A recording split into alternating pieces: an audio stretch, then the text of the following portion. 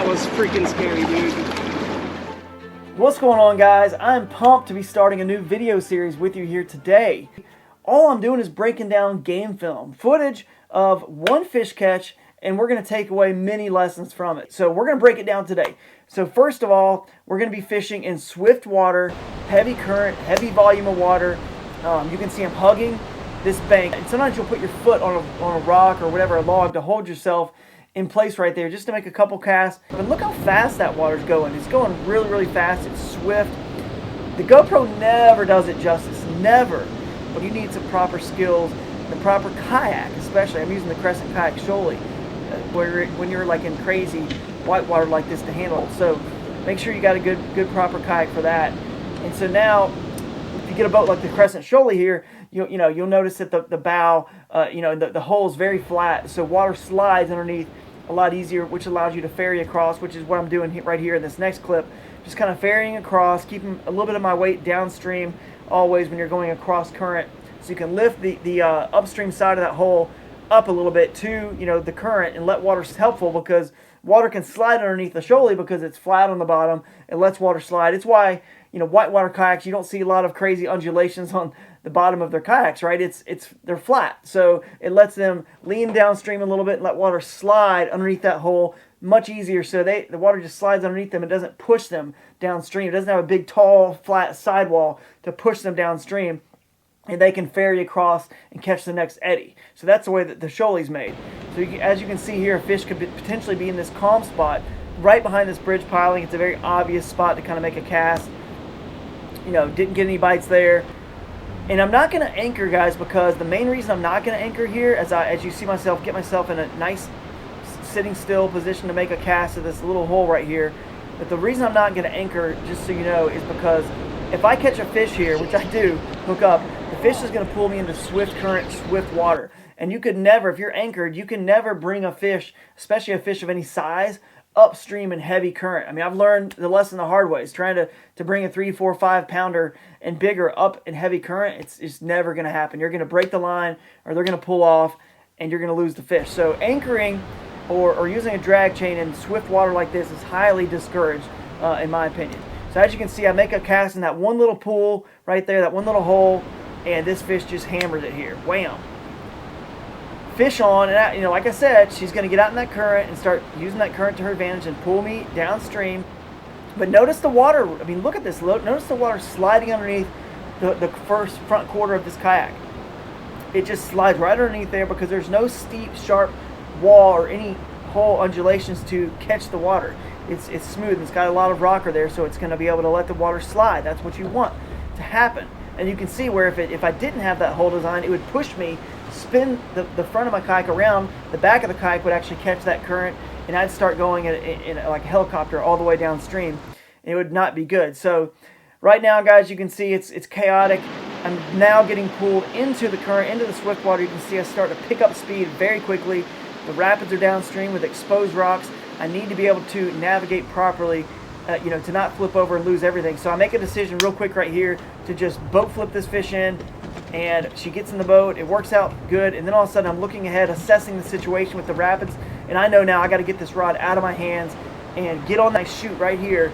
Now straighten up my kayak, use a little drag paddle technique stroke to just straighten the kayak up and go. Well, I'll rewind it here. Let's look at it again. So you can see the chaos is to the left right there, that foamy water, and the right, especially all that white foamy water. You can see the rocks, and the water's clear enough. Drag paddle stroke, which straightens my kayak back up to where I'm parallel with the rapids, not perpendicular. You always want to be parallel and go down the rapids straight forward and be in control. And now that I made it, of course, I'm just gonna eddy out, go score that fish, take a photo of the fish for the for the tournament I was in, and take a deep breath, sigh of relief. That was freaking scary, dude. It was an insane fight. I mean, talk about crushing that sling blades. I mean, look at that. Straight down her throat. Came right out. Look at that. Came right freaking out.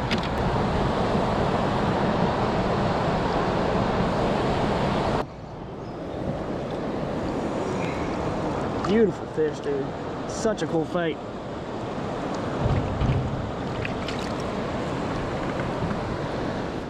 Guys, these are the fish catches that I live for. This is why I got into kayak fishing.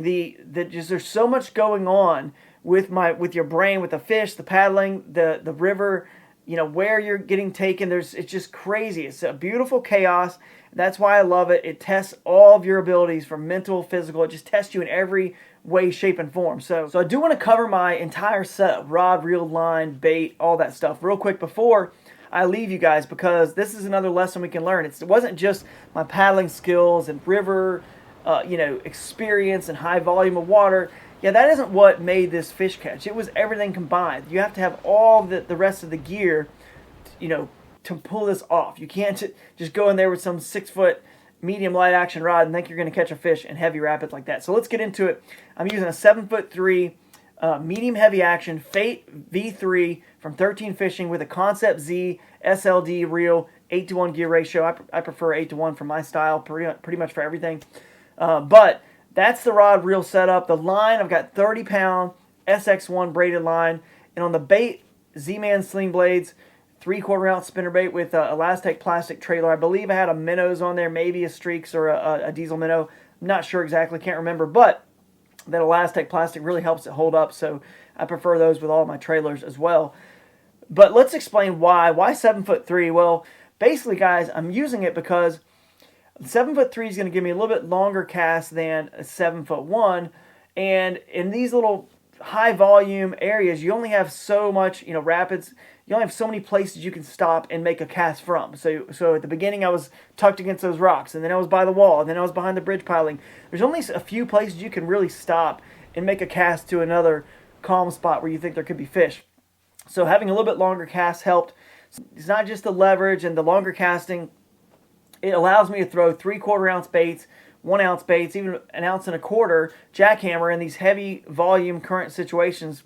I'll even go up to 7'6" often in situations like this.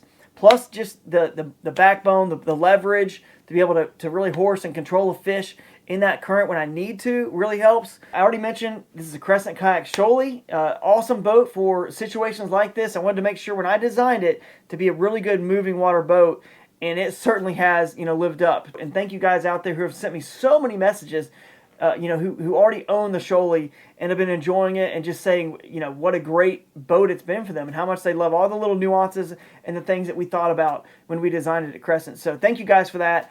And the paddle I'm using is a Bending Branches Angler Pro, 240 centimeters. Actually, it's a plus ferrule, so you can extend it out up to 255. So I believe I have it around 245, 250 here in this video. They're lightweight, so you're not worn out all day long.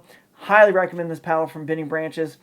And all the rest of the gear, guys, I'm going to get into it down in the description. Yeah, class is dismissed. So hopefully you learned something, and maybe we'll see you guys at the next class.